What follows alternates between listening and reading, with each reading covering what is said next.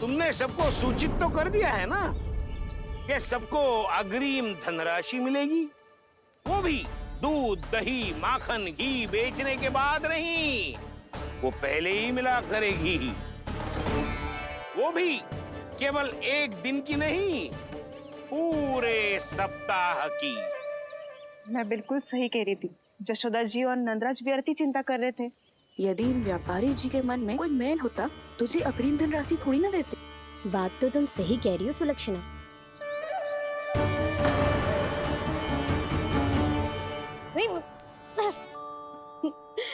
कितनी शरारत करते हो तू? काजल लगाने दे मुझे। भैया पहले मुकुट लगाओ ना।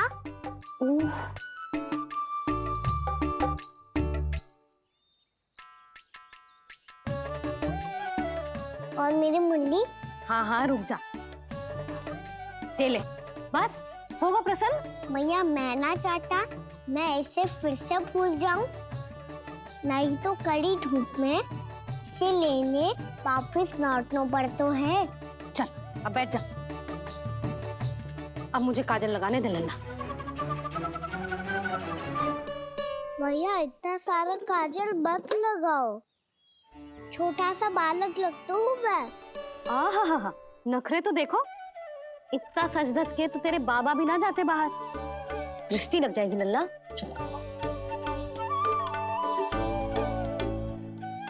उनको तो आ सकता ही ना है भैया, वो तो गोकुल के राजा है। वैसे भी मुझे भी कम मत समझो, मैं भी राजा हूँ अपनी टोली का। कौन सी टोली? अपनी। ये क्या कर रहे हैं प्रभु? बता कौन सी टोली? बालकों की टोली मैया, मारी खीर वाली टोली का।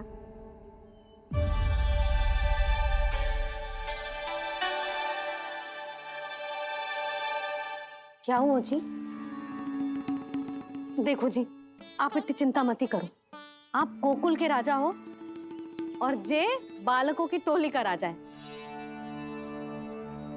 तो मैं भी जसोदा हूँ, मैं कोई कम थोड़ी ना हूँ।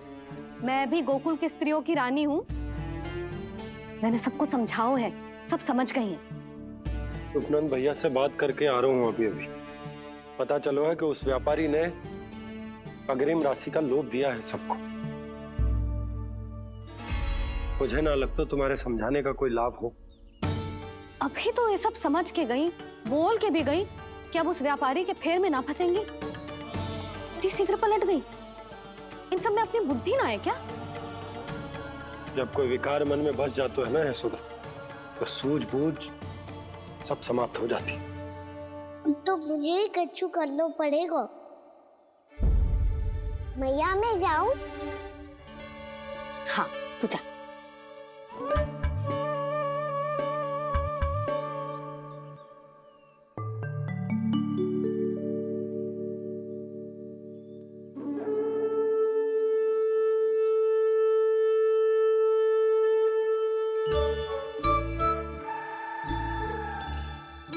बहुत बड़ी समस्या हो गई है सखाओ। कैसी समस्या? लोभ का भयानक राक्षस कहीं ना गए हो, वो अभी भी यही है। मुझे पता था, और इसका सबसे अधिक प्रभाव तो मेरी मैया और दादी पर ही हुआ है। तुम सच कह रहे हो उज्जवल? हाँ। अरे कछु ना बलदाऊ, जे बड़ बोला तो ऐसे ही बात करते रहेगा बड़ा चढ़ा के। बड़ा चढ़ा के नहीं बोल रहा हूँ मैं। आज से घर पे दूध, दही, माखन, घी सिर्फ एक बार ही मिलेगा। पर क्यों? ताकि अधिक से अधिक दूध, दही, माखन, घी बचाकर उस व्यापारी को 2 गुना मूल्य पे बेचा जाए। इतने से तो काम ना चलेगा। उस सुलक्षणा से, और मैं तो कहूँ सुलक्षणा से ही क्यों, पूरे गोकुल में सबसे अधिक धनवान बनना है तो और माखन जमा करना पड़ेगा। हाँ हाँ भैया, लाओ मैं इसे ऊपर रख देती हूँ। चोरी चुपके से खा तो ना जाएगी ना? तेरी घबराहट बता रही है कि घर से निकलने से पहले तूने थोड़ो माखन तो खायो है। सच्ची बोल। नाना मैया, मैं क्यों माखन खाऊंगी? मैं भी तेरी मैया हूँ लाली, माप के रखो तो मैंने।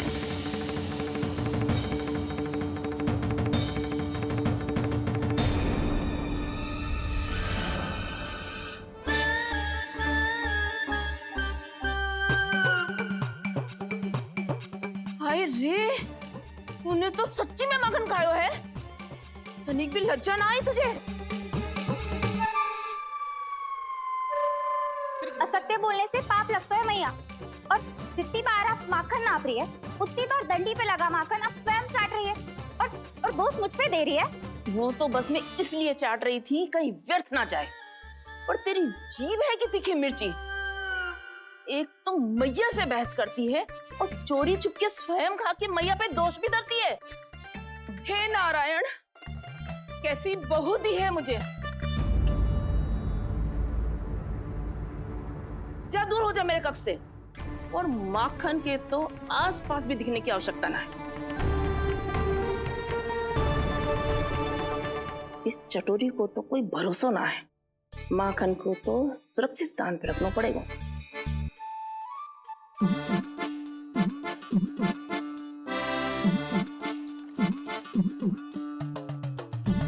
यदि बहू ने अब मटकी उतारने को प्रयास किया तो अचानक पानी गिर जाएगा और घबरा के वो चिल्लाएगी और मुझे पता पड़ जाएगा।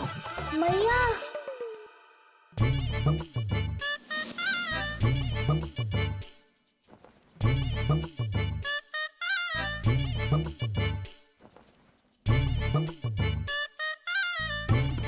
ये माखन तो मैं किसी को छूने भी ना दूंगी, तभी तो बनूंगी धनवान, बहुत धनवान। मैया माखन बेचने कहीं अकेली ना निकल जाए। ये तो पता भी ना चलने देगी कि कितना धन मिलो है।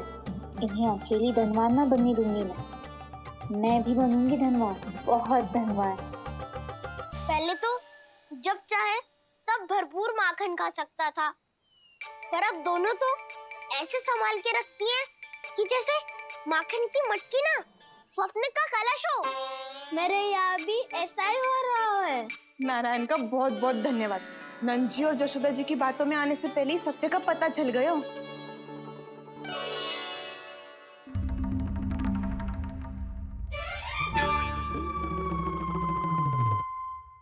जे इतना सारा माखन। दृष्टि मत लगा। पेट पे पट्टी बांध के रात रात भर भूखा रह के बड़ी कठिनाई से माखन इकट्ठा किया है जे। तो क्या आपने निर्णय ले लियो है कि आप उस व्यापारी को वचन दे दोगी? अरे जब द्वार पे साक्षात लक्ष्मी जी हो तो द्वार बंद ना करते बावली। तू अभी छोटी है। मैं तो कहती हूँ तू भी अपने भविष्य के बारे में अभी से सोचना आरंभ कर दे। कटौती तो मेरे घर पे भी आरंभ हो गई है का ना। मैया ने कहा है ये दूध चाहिए या दही चाहिए ये माखन चाहिए, जो भी चाहिए एक ही बार मिलेगा।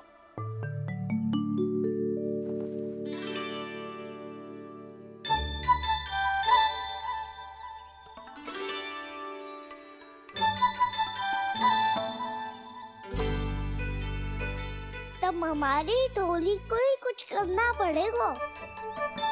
तुम सबको तुम्हारा अधिकार मिले, ये हमारा कर्तव्य है।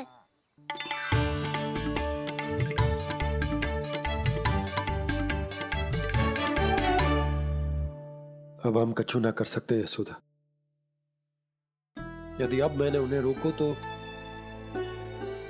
उन्हें लगेगा कि मैं उनसे उनकी उन्नति का अधिकार छीन लूं। दूध दही माखन पे सबसे पहला अधिकार बछड़ों का होता है, फिर घर के बालकों का। और ये अधिकार हमें दिलाना चाहिए, है ना दाऊ? मैं सब समझता हूँ कान्हा।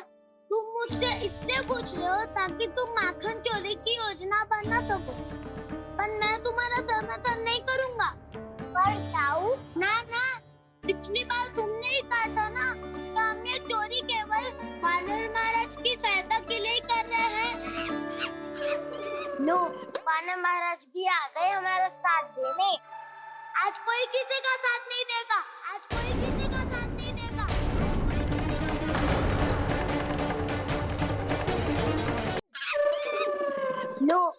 वानर महाराज भी आ गए हमारा साथ देने। आज कोई किसी का साथ नहीं देगा।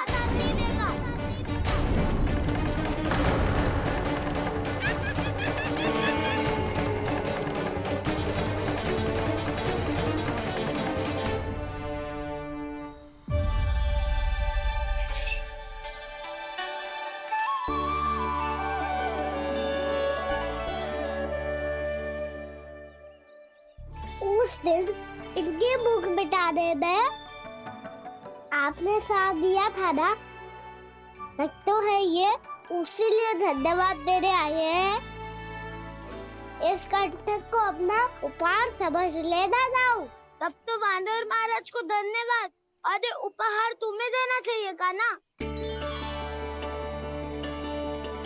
और हाँ, इससे मेरा निर्णय नहीं बदलेगा। आप नए मित्रों की सहायता कर सकते हो, अपनी पुरानी मित्रों की सहायता ना करोगे दाऊ। तुम सत्यवादी हो, सत्य कहो मधुमंगल, क्या करना चाहिए? अनैतिक कारण से चोरी करना अधर्म है, पर बात किसी के अधिकार की हो तो चुप रहना भी उचित ना है। ठीक है, मैं तुम सबके साथ हूँ।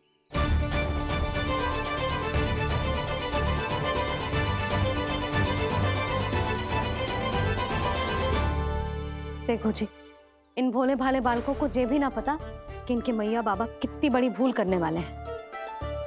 तो बता था ना, किसी घर से आराम करना चाहिए हमें। वसंता, ना मेरे घर से ना। उज्जवल, मेरे घर तो असंभव है का ना। मेरी मैया और दादी किसी योद्धा से कम ना है। आग गड़ा के दिन रात सुरक्षा करती है मटकी की। नन्ना मुरली इधर ही छोड़ गए, मैं देख के आती हूँ जी। इतनी गंभीर चर्चा चल रही है और यशोदा को खाना की मुरली की पड़ी। पर किसी ना किसी के घर से तो आरंभ करना पड़ेगा। किसके घर और क्या आरंभ करना पड़ेगा? हाँ,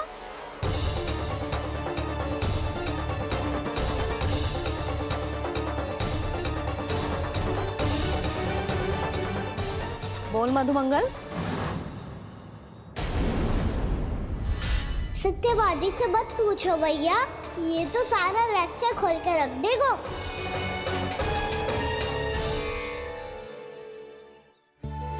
भैया ये देखो कंठक, नंदन बोला जाने कहाँ से ले आई इसे। अच्छा, तो तुम सब घर घर जाके जे पता लगाना चाह रहे थे कि जे किसका है ना?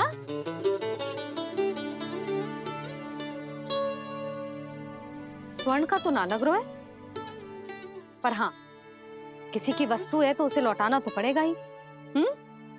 मैं बताती हूँ तुम सबको किसके किसके घर जाना है। यहाँ से निकलते ही पहला घर आएगा सरजू का, फिर आएगा बिरजू का घर, फिर दीक्षा, फिर राम प्यारी और फिर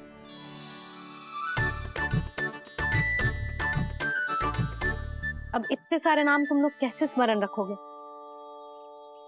रुको, मैं सूची बना के देती हूँ। रुको। हाँ, सूची।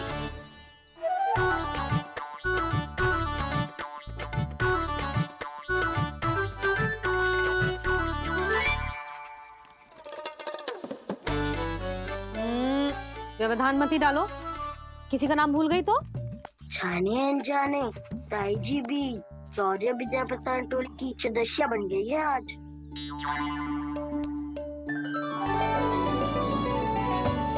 तुम सब मुस्कुरा क्यों रहे हो? क्या खिचड़ी पक रही है? लो, प्रभावती का तो नाम ही भूल गई, इसीलिए कह रही थी व्यवधान मत ही डालो। ले, अब तुम सब इसकी सहायता से एक एक करके सबके घर जा सकते हो। आप तो अच्छी हो मैया, चलो चले।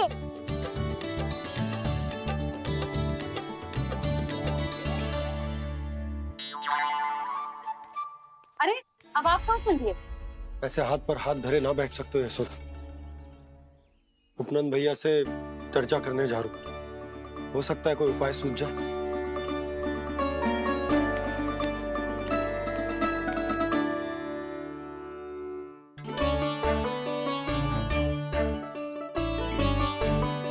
खाना बताना, सबसे पहले किसका घर लिखो है?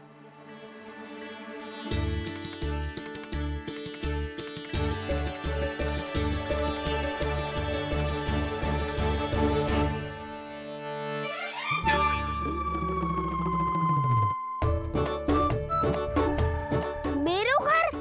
भैया का आदेश से उज्जवल। सूची का पालन तो करना ही पड़ेगा। शीघ्र ही सुलक्षणा की तरह बहुत सारे आभूषण पहनकर घूमूंगी मैं भी।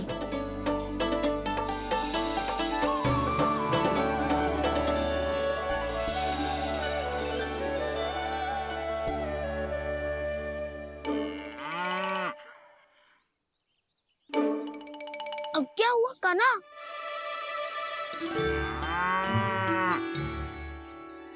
जिनकी आवश्यकता हमसे अधिक है, उन्हें अपना अधिकार भी हमसे पहले मिलना चाहिए।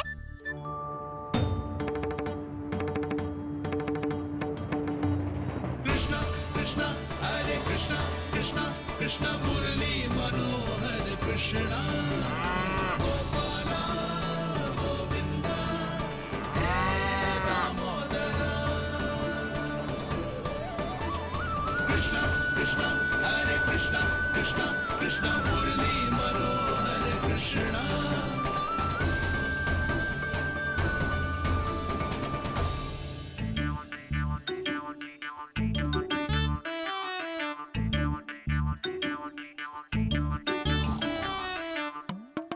अब क्या करे? मम्मी कही थी ना, दो पैरी है, चोरी करना असंभव है। किसी को छूने भी ना दूंगी मैं माखन।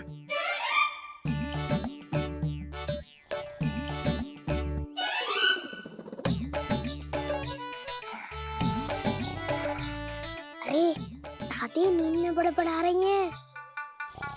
पर समस्या ये है कि सारा का सारा दूध दही माखन उनके कक्ष में है। तो फिर सबसे पहले हमें कक्ष में प्रवेश का मार्ग खोजना चाहिए। मैं वही उपाय अपनाऊंगा जो मैं भैया के साथ अपनाता हूँ। इससे पहले कि कोई पूछ जाए, जो भी तुम्हारा उपाय है वो करो।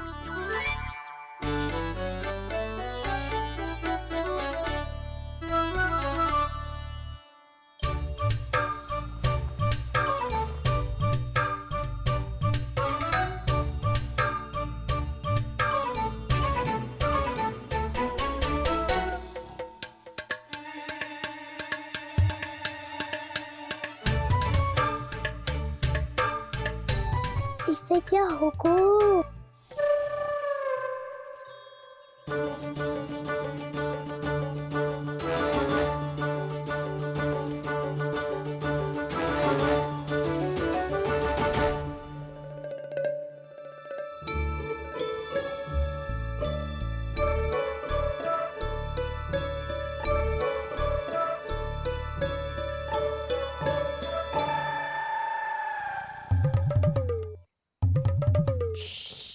आओ।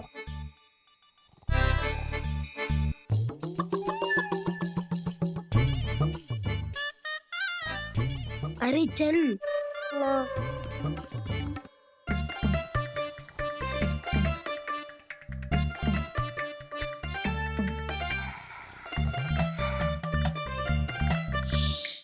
चलो।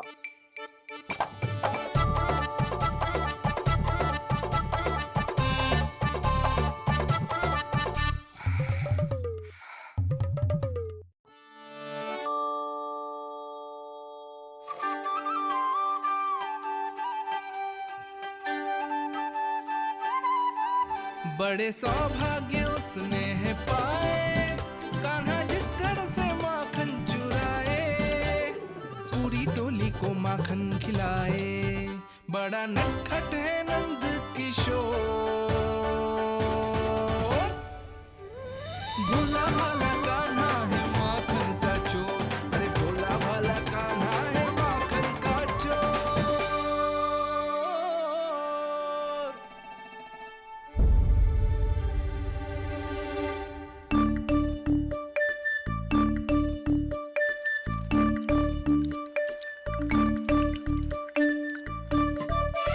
कान्हा, तुझे पीना भी ना तो देख ऐसे पीते हैं।